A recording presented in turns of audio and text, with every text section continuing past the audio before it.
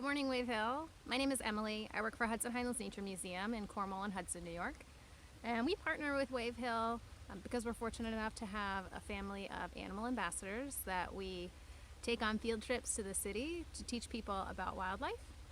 And today I brought outside, our animals love getting outside, I brought my friend the milk snake with me today. He's getting ready to go in his log and hide here. We'll try to get down where we can see him. Hi, come here so they can see your face. Hello. So we're just out getting some natural sunlight. It's really good for our reptiles. And milk snakes are probably one of the snakes in New York that I get phone calls about the most.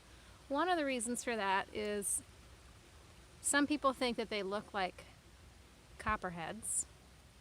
The thing about milk snake is that they're like the most common, or one of the most common snakes across New York State.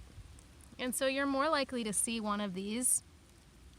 And I mean, in general, right, so a milk snake versus a copperhead, the big difference there that I think everyone's usually concerned about is copperheads are venomous.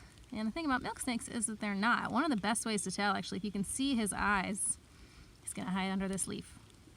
Hi, if you can see his eyes, his pupils are round, right? And round pupils is one of the telltale signs of a non-venomous snake. And you might think to yourself, well, how on earth could I possibly get close enough to see a snake's eyes before I can decide if they're venomous or not?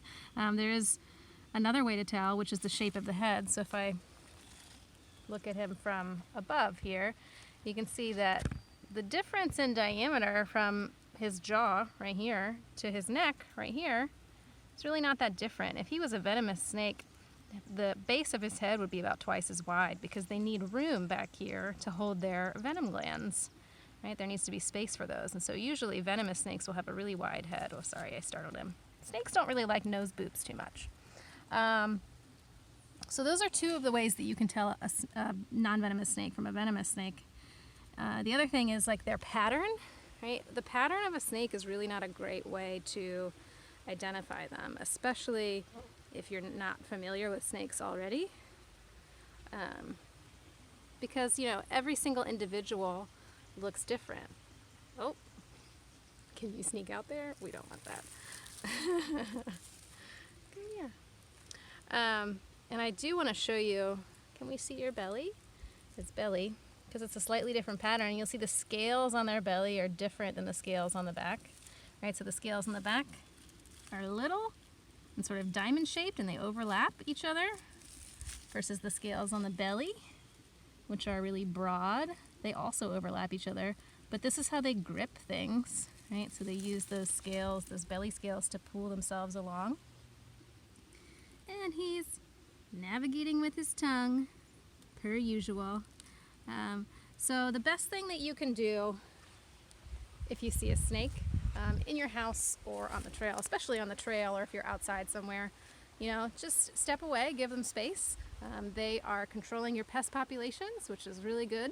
And you know, if they're in your house and you're uncomfortable with that, you can try to find a friend who's cool with moving them for you, or you can just leave them be, because it's pretty likely they're also eating rodents in your home, which we all like.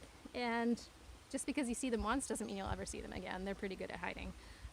So the milk snake and I are going to spend some time exploring, smelling, hanging out in the sun.